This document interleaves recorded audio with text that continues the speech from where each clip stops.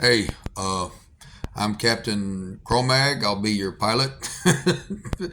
Thank you for flying the USS Maelstrom. We got to take the Maelstrom. It's a shuttle from the, USS Zen of Mayhem. We're in a lifeboat now. But thank you for flying on the Maelstrom, and thank you for, trusting in unstable air once again. Anyway, So, you know, desperate times call for desperate measures, blah, blah, blah. That's where all self defense kind of came from. People think of martial arts as like a sport and this, that, and the other. What you have to remember is the term martial was a term for like a warlord, actually. Like the local marshal was a warlord. It's the same as like where I guess where the term sheriff somehow evolved from that. I'm not a linguist or whatever, but it's the same kind of a thing. Sheriff of Nottingham and all that. That was like a martial. Anyway, martial means war. So when you say martial arts, originally the martial arts were things soldiers did on the battlefield, killing each other, and that's why in the Greco Roman arenas, the Greek arenas, and then eventually the Roman arenas, they had wrestling and boxing and this, that, and the other. When you had the javelin toss, that's kind of obvious. The javelin is technically another kind of spear. But the hammer toss and the shot put, well, the hammer sometimes that was a thing on a chain that they would swing around. That it was like a kind of like a lantern that was filled with oil or whatever, flammables or whatever, to set the enemy on fire, set ships on fire, castle walls on fire, all that. All of those Olympic events, even when you guys see like drumline, at halftime at the football games, a marching band, those techniques that they do with the flags. Flags were used on battlefield. That's why you see the metal, whatever spear tips on top of them, because you could, whip that flag around and you could actually trap swords and spears and even arrows flying at you. And if you thrust it up into somebody and then you twisted it a little bit and ripped it out, guts and insides and lungs and stuff came out with it, unless it, went through the back and you grabbed it from behind and pulled it through.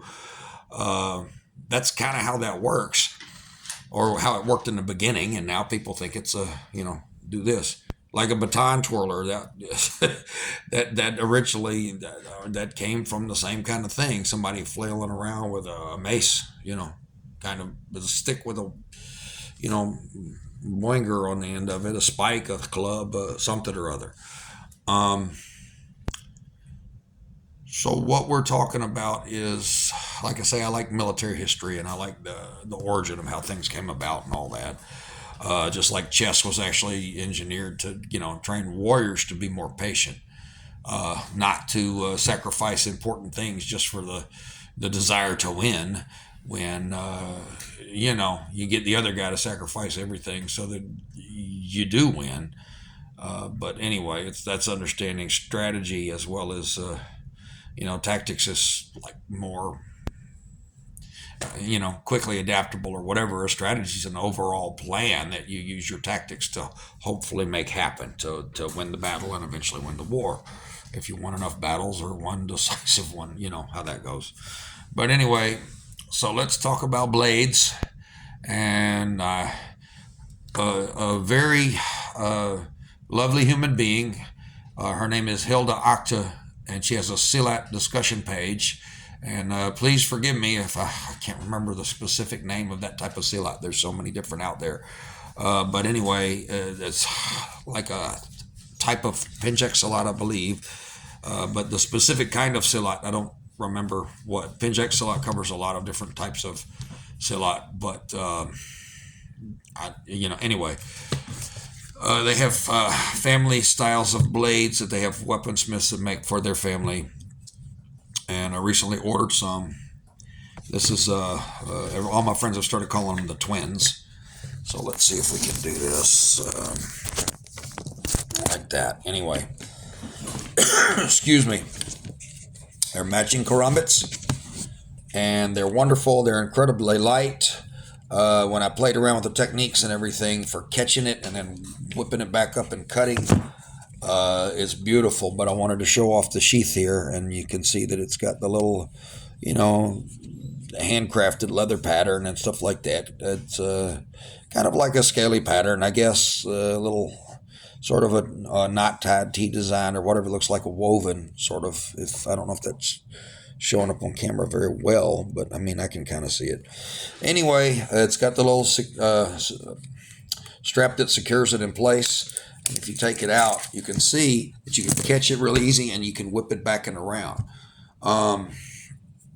These are, it fits my hand really well, so everybody's a little different. But I got pudgy knuckles and this, that, and the other, so it gives me a good bit of leverage at fitting it just right, as you can see. Some of the karambits that I've held in the past over the stuff, my hand is all crunched in with my fat knuckles, and so I have to kind of play with it a little bit to modify my technique so that my hand fits a knife. And instead, what you really want is a knife that fits your hand. Well, if you've got like man hands or whatever, this is really good. You can talk to Hilda about custom stuff, because from what I understand, they didn't even make these until I ordered them. So if you tell them you want different dimensions or different something, maybe you want a fatter ring or whatever, they make these. You might have to pay a little extra for it or whatever. But as you can see, the blade is double-edged. It's a combat blade kind of a thing. This is definitely made for combat. It's like feels like aluminum all through the handle, this chrome, and it's got these beautiful. I don't know how well they're coming out on my little crappy camera on my phone, but so it gives it a silver and black kind of a thing with the flowers and plants or whatever patterns that are in there. And this is it's just beautiful. I like the stripes. This is deer antler for the handle. It's on there with these pegs that they slide in there, which handles that have pegs in them, so that you're going through a full tang and all that. This is just beautiful. It feels beautiful. You probably can't see on camera the patterns in the metal and everything. It's the fiery kind of swirly, the way the metal was heated and banged around, folded in a way to mix like that. It looks like that. It looks like they didn't just heat up iron and cut it, and grind it. This looks like it was, tempered properly from some ancient techniques, from what I can tell. And I'm not an expert on knife making. I'm going to, delve into it to make some for myself and for students, and kind of always wanted to do it. But I don't know if anything I could ever do would be on a caliber, something equal with this. Matching sets, they gave me a matching right and left sheath. So when I'm teaching and when I'm training and whatnot, these are really good. In the state of Tennessee, there's no such thing as an illegal knife length anymore. Ballistic knives, I think, are the only ones that are still illegal. And I can kind of understand why, but even though that's still a stupid rule, because bad guys who are going to rob and kill you, they don't care about if the weapon is legal or not, because murder's kind of illegal, robbery's kind of illegal. But anyway, her name is Hilda Octa, if I'm saying that right. Octa is the last name. And she has a discussion page on Facebook and some stuff on YouTube, I think. And I really liked her karambit technique. And when she demonstrated this stuff in the video, and so I started talking to her about that, I like the knife that you were using. And so we got to talking, and eventually I couldn't resist. I was like, oh, I want that. And so after much anticipation, much anxiety, they finally came here. I was terrified they were going to get stolen in the mail. But as you can see, it's got a nice forward curve. So for those of you that train, like just not to cut yourself, this is absolutely beautiful to play with. Because as you can see, I'm going to take them both out just to show you. This is forward curving. Some karambits, the curvature comes more down kind of a way, but some are more forward like this. This was in the Philippines, they call these sanggut, and this is more like for harvesting pineapples and stuff, cutting up under. So one of the translations for when they say kali is to cut out the root kind of a thing. Well, cutting out the root is pineapple, harvest pineapple. It's a farmer's knife. It's a farmer's utensil that just happened to be used for fighting. It wasn't necessarily engineered for war, but they train everything bladed, so that's what they do.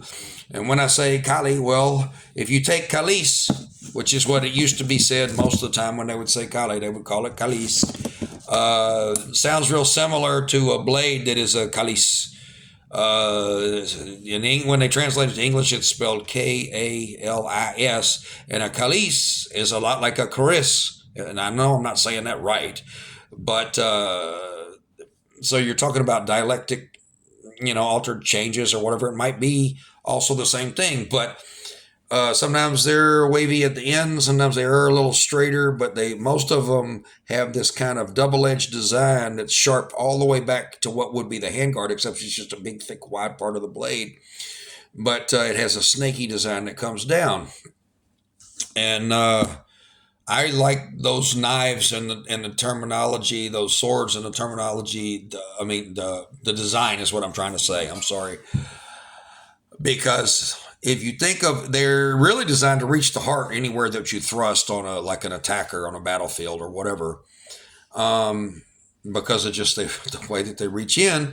But the design is such a weird kind of a twisty wedge shape. You could stick it in one way like that, and then you twist it, and it actually is just engineered to break the ribs and separate everything up. So when you pull it out, it's a gaping hole that bleeds the enemy out faster, kind of a thing. So you're talking about structural damage, which is, that's a nightmare if somebody actually got you that way. So you had to. It's kind of like nuclear technology is nowadays. You got all this stuff going on where it was an arms race and this, that, and other. So the whole Star Wars thing was engineered to just like outsmart the nukes so that they make them obsolete. And it'd be good if they could just laser them out of the sky or whatever, so nukes could just never be used again. That would be wonderful, because that's just a terrible weapon. Nobody wants that, and nobody wins that kind of war. It's just awful. But anyway, I'm not going to speak on world events and all that, not really, other than just from a tactical standpoint, because there's enough people talking about that. So back to these knives. They really are lovely, and I've started playing with them a bunch every day because I love new toys, and it's very light. What I was going to get to, if you're trained not to hurt yourself and you can move properly, you could use a lot of boxing type of a technique, because this forward, you don't even have to hit them. You just have to have a near miss, and there's some damage that can be done. Uh, you know. So anyway, that's what I'm getting at. They're a lot of fun to play with, and you can contact her via Facebook, or she's on there a lot, and she has her, like I say, her discussion pages. Ask her about her blades. She's really nice. They're a family of Silat warriors. I'm not sure exactly how far back that style goes in their family, or if they made it, or if they were the creators of the original, people that put the style together was in their family. But it's definitely a family fighting system. Her master is her father, or her, and that's brilliant. So you got to pass it down to your kids. Everything cultural that is the culture is only alive so long as we keep actively practicing it. Otherwise, it dies out. And it's a shame for the hardcore, real traditional stuff, if that stuff ever dies out. So we got to keep it alive, y'all, because it's not something you just want to wonder about from books and from old documentaries and this, that, and other, and people theorizing. No, it needs to be alive, like a living, breathing thing. And cultures need to be kept alive like this, because wisdom comes from different things that people lived through to develop these fighting systems the way that they came about. I prefer the term martial science as opposed to martial arts. Even though in general conversation with most people, you have to say martial arts for people to understand what you really mean. But these systems aren't really so much on the artistic side. They're more for combat, even though some of the Indonesian and Malaysian stuff, it has beautiful jurus, or what you guys would know as a kata or a form. And they just are beautiful the way they move. There's a lot of systems where the katas, people don't understand the fighting applications and all that. From the perspective of the way the stuff is generally taught, they always learn the fighting applications from the get-go of the forms that they're learning. And shorter Jirus, and some systems all have longer Jirus. A Jiru can be like a little fighting combo, which is a miniature form, like a boxer doing jab, cross, uppercut. That's a type of a form. It's a very live form. It's a very active form. And then you have passive stuff, which is more for contemplation of the techniques and visualization. I like the active stuff a little bit more than the passive stuff. But anyway, if you guys have never delved into weaponry, I really recommend it. I was in love with all different kind of martial arts and experimenting with different systems, and I gave up a dating and a lot of other stuff when I was younger, good jobs and everything, just to be involved with different schools so I could train multiple systems every week and spend full-time training each one. So, like one school I would go to 3 days a week, and then another school I would go to 2 days a week, and then a third school I would go to 1 day a week. And this was many years I did this, and I would delve in and out of systems and train them for several years, before I moved on outside of like just what my core was. And so my core was Kung Fu with a little bit of the JKD crowd that was here, Steve Fristo and all them, with kickboxing and boxing and that kind of thing, to have that kind of mentality of how to train everything, train it kind of like a boxer. It's a high level of intensity on certain things. That doesn't always mean fast. It means like training with intent. And fitness and health is a good part of any training regimen. And I got a leg injured, so I'm putting on a little bit of belly again. I'm just now starting to work out again, trying to train it, because I had some speed racers, smash into my car, smash my leg up. So I've got a little soft in the middle again. So it'll take me a minute to trim it back up. But that's neither here nor there. It's coming along. So ADHD. Sorry, y'all. I got sidetracked. Anyway, train weaponry if you haven't done it. Find somebody that's credible. And if you got to make a road trip here and there, take a friend with you so y'all can drill the material from a seminar or a workshop even, and just practice it. And some people move far along in multiple systems that way, because they get a buddy that wants to go with them, and they go train at the workshop or the seminar, and then they go back home and they train it with each other, at least until they can go back and do it again. And some people have become phenomenal warriors like this. Because all the stuff that I used to train, once in a while I'll still go play different stuff here and there, excuse me. But the Kali and the Silat type of systems, I fell in love with them because of actually understanding how to move, not to injure yourself. People hurt themselves all the time grabbing a kitchen knife because somebody kicks their door in a home invasion and they try to defend it, and they miss, or they get slammed into, and they don't know how to move around what's in their own hand. And so they cut themselves because the arm gets hit, and then the hand with the weapon in it, the weapon hits your face, your fingers, or cuts your nuts off or something like that. And that's not good. Don't do your attacker's work for them. And the best way to avoid that is just like the best way to avoid, getting caught up in this stuff. If you're surprised or this, that, and other, you can't always just avoid it.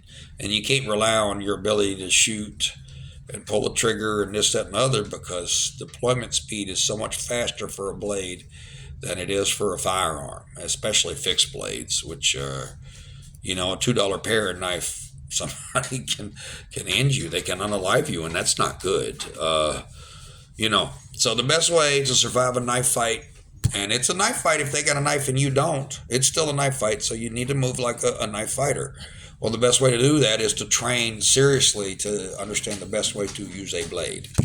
Because there's a lot of things you do that you can get away with in MMA and, some sport jiu-jitsu and this, that, and other, that is really is a bad habit if they have a blade, because of the way you position it and the way that you flow.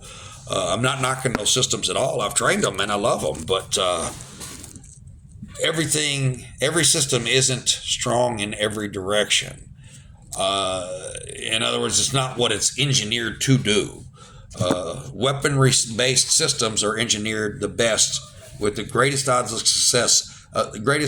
success on everything that they are a collaboration of, because they're engineered for weaponry.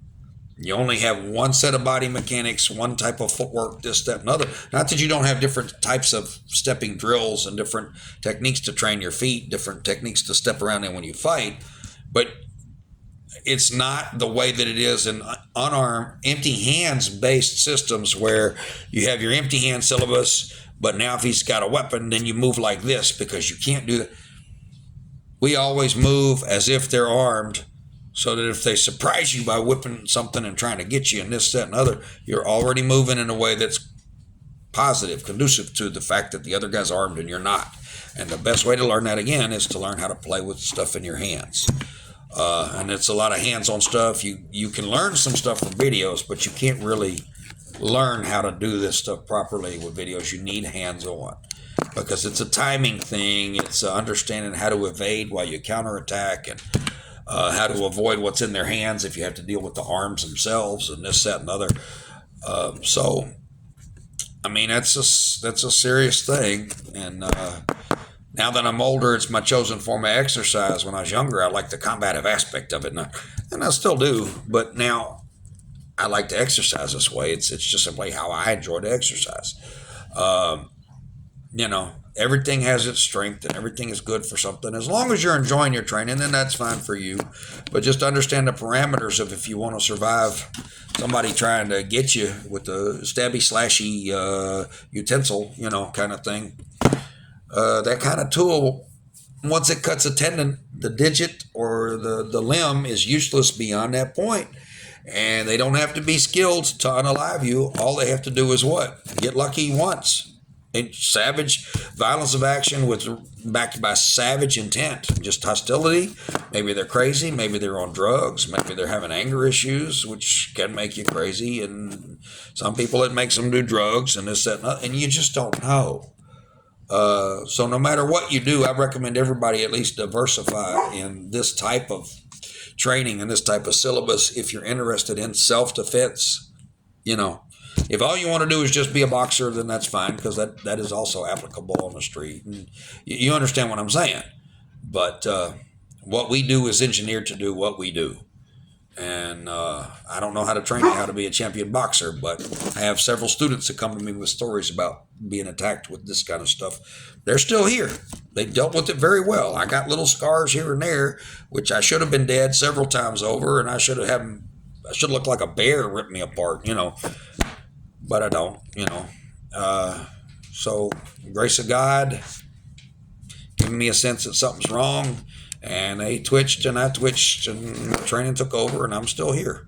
So anyway, that's enough for now. I guess I'm rambling a little too much with my ADHD. I'll try to stay a little more focused and on point sometimes, but I'm just kind of winging it to, you know, getting the feel of how I'm going to do this. So I hope you're not, you know, throwing rotten fruit at me and just bored to tears and whatever. So I like to talk about it, and if you'd like to listen and you want to talk to me about it, then contact me and we'll discuss some topics or whatever you want to do, because we're going to have some discussion groups at some point in time coming up with some people that like the same kind of thing, and that includes guns, knives, whatever, so some personal accounts, so this, that, and other. I don't want to say like horrible stuff to get people saying they want to cancel me and all that other silly stuff. Because teaching people to be better educated, teaching people better, that didn't even sound right, did it? Educating people